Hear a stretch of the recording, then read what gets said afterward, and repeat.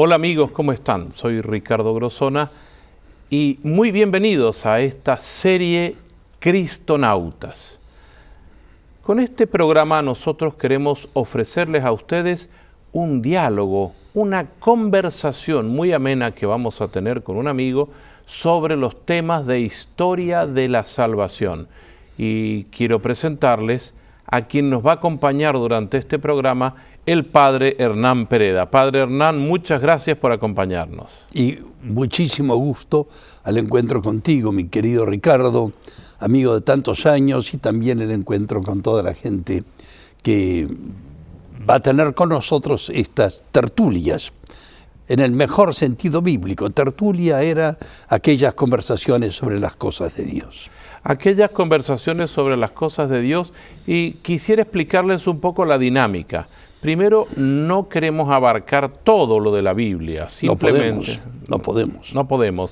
Son programas donde vamos a dialogar y donde ustedes, amigos, también están invitados a dialogar, porque aparecerá un lugar y una página web donde habrá un foro donde ustedes podrán hacer sus comentarios y todo lo que ustedes quisieran decirnos, escríbanos por favor, porque queremos que esto sea una tertulia en una gran comunidad. Padre, vamos a hablar de dos cosas muy importantes, porque este programa se trata de historia de la salvación. Son dos grandes palabras, historia y salvación. ¿Podríamos explicar qué es la historia? Porque mucha gente no tiene noción. Creen que la historia es una sucesión de hechos y los atamos en el tiempo. ¿Qué es la historia, el sentido de la historia? Bueno, naturalmente estamos hablando de la palabra de Dios y por lo tanto de la Biblia.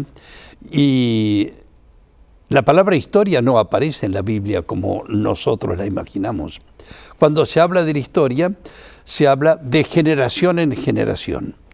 Justamente estas tertulias que van pasando de padres a hijos, es esa forma de ir viviendo los acontecimientos, interpretándolos, entendiéndolos y creciendo hacia ellos.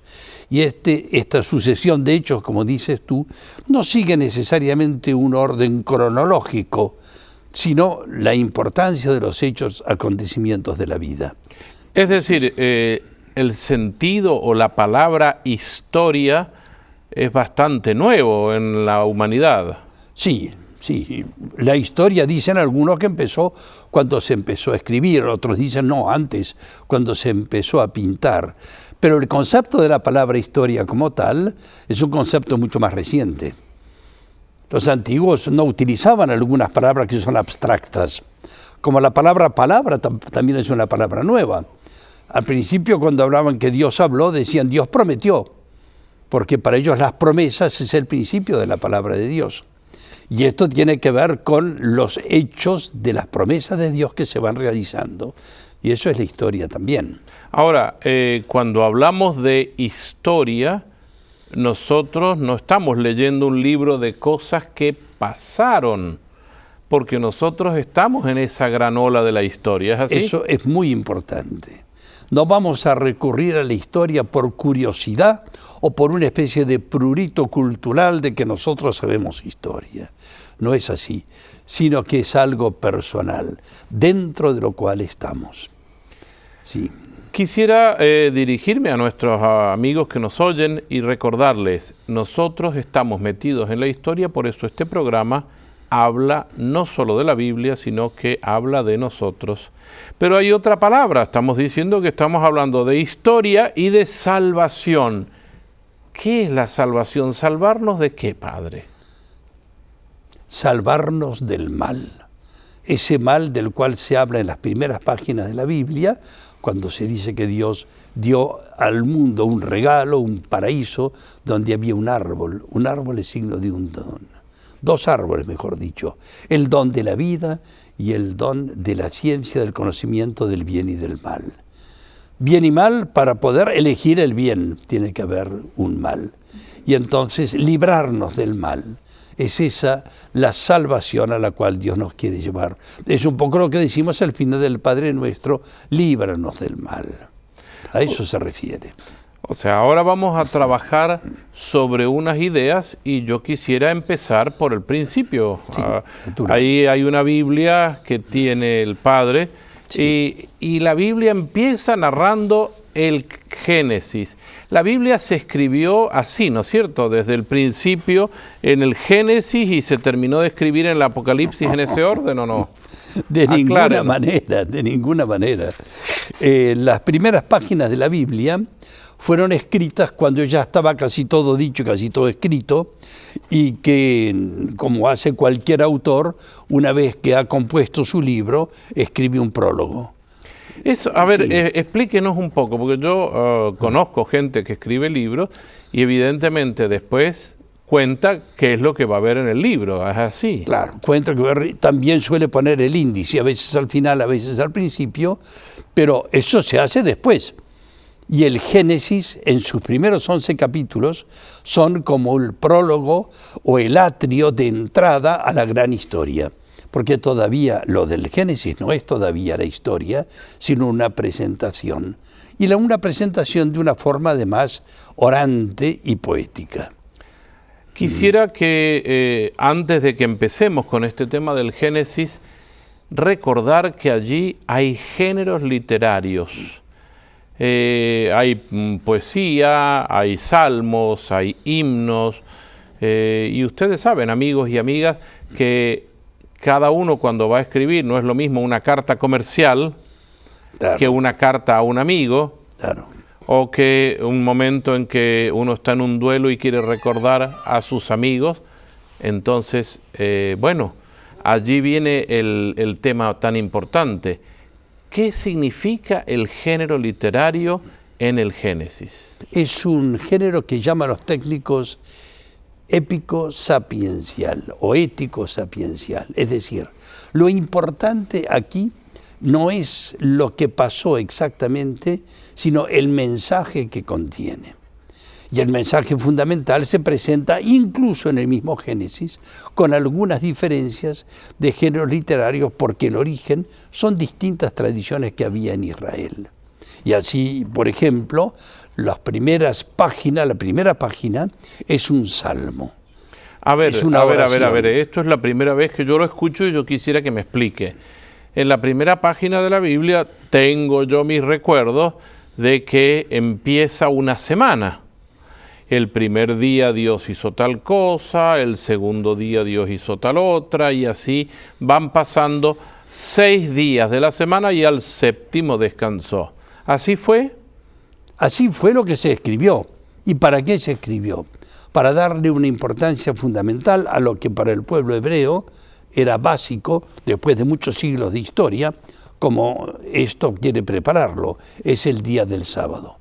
Este es un salmo en honor del sábado y que tiene unas estrofas previas y tiene una antífona que se va repitiendo a lo largo del salmo. Como cuando nosotros recitamos un salmo en la Eucaristía, sí, hay una antífona que siempre se repite y repetimos todos. ¿Cuál es esa antífona del salmo? ¿Cuál es? La antífona del salmo dice: y vio Dios que todo era bueno. Y entonces dijo Dios: hágase la luz. Y vio Dios que todo era bueno, decía el pueblo. Y separó la luz de las tinieblas y llamó al día día, a la noche noche, y vio Dios que era bueno. Ahora, la luz no estaba ligada con el sol en ese momento. No lo sabían justamente, y ellos en esto fueron hablando primero de la creación de los seres inmóviles y después de los seres móviles. Y de esta forma es como ellos van progresando en la obra creadora de Dios. El libro del Génesis, sí, mucha gente ha dicho que quiere explicar que científicamente fue así. ¿Es lo que interesa al autor del Génesis, la ciencia? No, evidentemente no. Cuando se habla de los 6 días, nos dice que el sol fue creado y la luna en el 4º día. Y lo que hace que el día sea día y que la noche sea noche es el sol y la luna que los puso Dios para regir los tiempos, los días y las noches, Por lo tanto, hasta el cuarto día no había luz y tinieblas, eso sí, pero no había días sucesivos. Por lo tanto, no está pretendiendo aquí ponernos ante un sentido literal, sino ante un sentido simbólico, poético, maravilloso, épico de alguna manera porque es grandioso. Si pudiésemos, y lo veremos un día desde de la visión de Dios, lo que habrá sido la creación del mundo, lo que llaman algunos el Big Bang y la formación de las estrellas y de las nebulosas y de todos los seres del mundo. Eso es algo maravilloso. Y no se contradice con lo que dice la Biblia, ¿verdad? No, pero muchas veces hay formas que no son científicas. Por ejemplo, un género literario. No es lo mismo como ante la enfermedad de un niño, un médico cuenta a su colega médico o la manera como cuenta esa misma enfermedad a la madre del niño. Al médico le dirá un sentido científico, a la madre le dirá que todo esto tiene una salida, que no se preocupe, que parece muy grave, que el niño tiene fiebre, que lo cuide y ya está. Y cómo la madre después contará eso a sus amigos. Exactamente. Y cómo el niño también contará su enfermedad. Ni más ni menos. Y entonces aquí no estamos ante un libro científico, pero no se contradice con la ciencia, porque habría otra forma de contarlo, que sería lo que el médico le dice a su colega o al enfermero que tiene que cuidar al niño y le dirá, mira, esto es grave, esto es delicado, no te olvides de darle la pastilla a tal hora, porque tiene tal efecto, y si te olvidas, eso es una visión científica. Pero aquí se está hablando para el pueblo de Dios, para el pueblo, para todo el pueblo de Dios. Y el Señor quiere decir que nos quiere regalar el mundo. Eso es lo importante. Padre Hernán, ¿por qué existe una segunda narración de la creación? Está la primera, los días de la semana, y hay una segunda narración. Sí, porque las cosas de Dios no se pueden contar de una sola forma. Y entonces hay distintos ángulos. Y es muy interesante porque en la primera narración, que es la que acabamos de hablar, se ve como que hay una especie de cortejo. Lo llaman algunos el cortejo de las criaturas, en donde va creando Dios los grandes seres, la luz, las tinieblas, los mares, después las aves, después los peces, los animales, las plantas, y finalmente, al final del cortejo de las criaturas, viene la pareja humana, el varón y la mujer, el ser humano, como el ser para el cual se hicieron todas las cosas. Y aquí es donde entendemos que es una gran presentación que culmina con el hombre. En la segunda relación... Pero al final de eso dijo, y vio Dios no solo que era bueno, sino que era muy bueno. Así es. Bueno, claro. Es la que, eso bueno, quiere decir y sobre la todo lo que es muy bueno es que ese día último Dios descansó y que todos estamos llamados al descanso porque el hombre es creado, y esto es para caer de rodillas y para entender uno de los mensajes fundamentales, es creado a imagen y semejanza de Dios. Ahora, esto tiene que ver con el segundo relato de la creación, para seguir la idea que te decía. En el segundo relato de la creación no está el hombre al final, sino está al principio de la obra creadora. Y entonces Dios toma el barro de la tierra, como si Dios tuviera manos, y lo hace al ser humano un poco a la manera como aquellos antiguos hacían sus ídolos. Es como el pequeño ídolo de Dios. El ser humano es la obra mayúscula de Dios, aquello que Dios más quiere, lo que más ama. Y entonces del polvo de la tierra surge el ser humano, varón y mujer. Y entonces ahí es donde viene la afirmación de que somos hechos a imagen y semejanza de Dios. No solamente parecidos a Dios, y eso ya es una definición que nos permite entender el problema de ser hombre, varón o mujer, sino también lo que nobleza obliga y exige mucho más. Pero además de todo esto se va añadiendo esta visión que se completará, porque digámoslo ya desde la primera página de la Biblia, hay alguien que está presente aquí, que es Jesucristo, porque se hablará de la descendencia de la mujer después del drama del pecado. A ver, antes de llegar a esto, porque me parece interesante, me gustaría que nos explicara por qué el Génesis o el autor del Génesis presenta el drama del mal a través del ser humano. ¿Qué pasó? ¿No aceptó el proyecto de Dios? Dios tenía un problema. Alguien dirá, ¿Dios puede tener problemas? Sí. ¿Y cuál es el problema? El hombre. Un gran autor llama al ser humano el riesgo de Dios. Nosotros, tú y yo, somos el riesgo de Dios. ¿Y por qué el riesgo de Dios? Porque para hacernos parecidos a Él, tenía que darnos la libertad. ¿Y para qué nos da la libertad? Para tener la capacidad de amar, porque sin libertad el amor es imposible.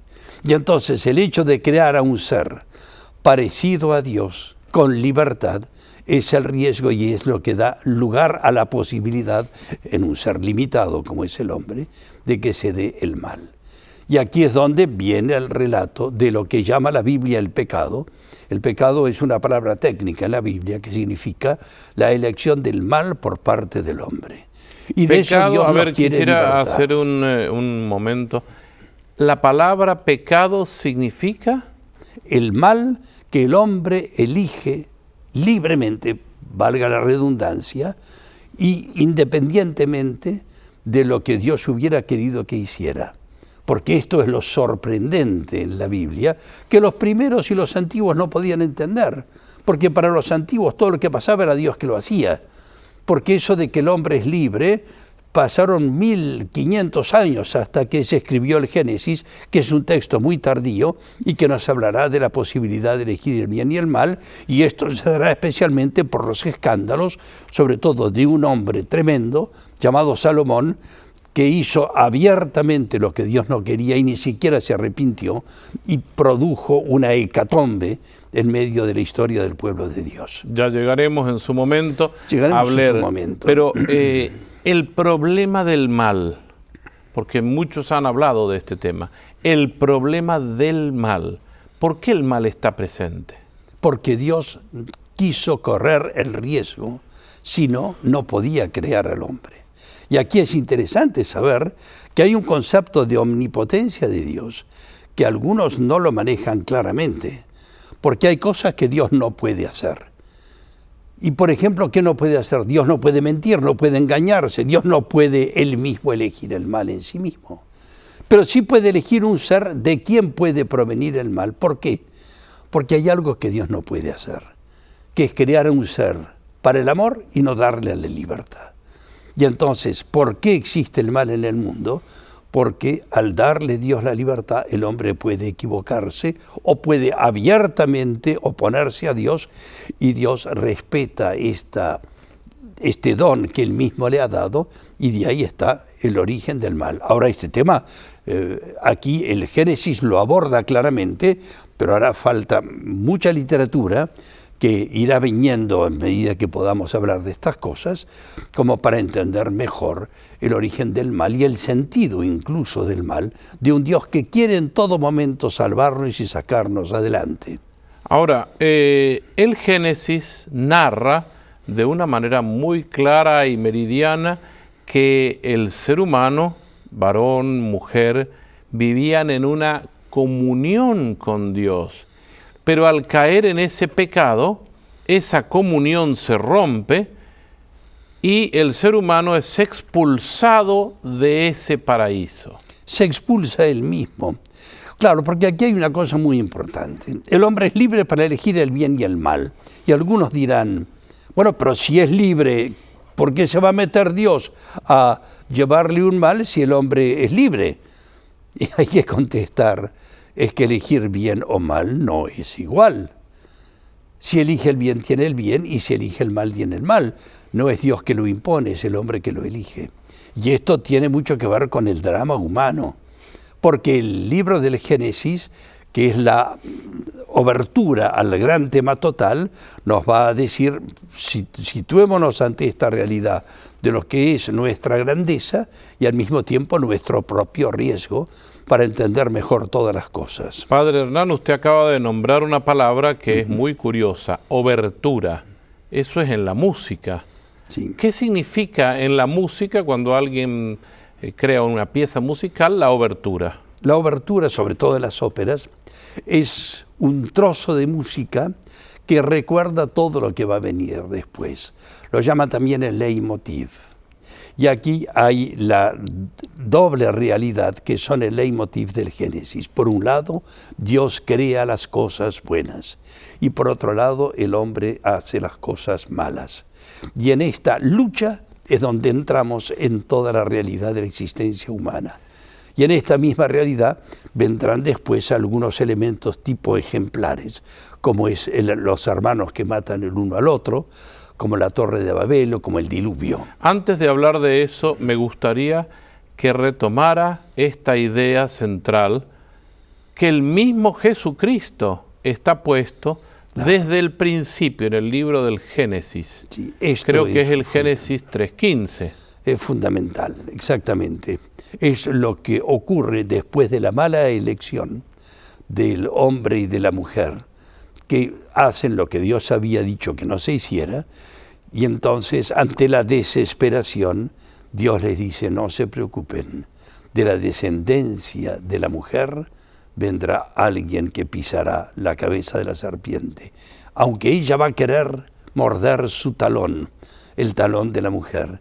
Y es evidentemente una referencia a María y una referencia a su Hijo Jesucristo, que, déjame decirlo enseguida, no solamente nos encontramos, y es bueno decirlo ya desde ahora, con un Dios que hace al hombre a su imagen y semejanza, sino que Dios mismo se hace a la imagen y semejanza del hombre. Y por lo tanto pasamos a ser nosotros no solo parecidos a Dios, sino parientes de Dios. Padre, en el drama del mal y en el drama del paraíso perdido, como llamará un autor muy famoso a principios del siglo pasado, en este paraíso perdido ocurren al principio una serie de hechos. Sí, uno de ellos es el diluvio y otro de ellos es la Torre de Babel. ¿Qué significa? Lo cual es señal de cuándo se escribieron estos textos, que tienen que ver justamente con Babilonia, que ya veremos que es casi al final de la historia del Antiguo Testamento. Y permíteme decir una cosa. Yo debo reconocer que soy un apasionado del Antiguo Testamento. Lo soy mucho más del Nuevo, por supuesto. Pero apasionado, ¿por qué? Porque si no nos metemos en el Antiguo Testamento no entenderemos el Nuevo. Lo vamos a leer de una forma superficial. De ahí la importancia de enfrentar este Génesis y todo el Antiguo Testamento para ir dejándonos llevar de la mano, como dirá Pablo, como un tutor lleva al niño a ir creciendo. ¿Sí? En este coloquio que vamos teniendo, especialmente dedicado a la historia de la salvación, me gustaría que nos contara el por qué en las páginas de la Biblia está puesto el diluvio.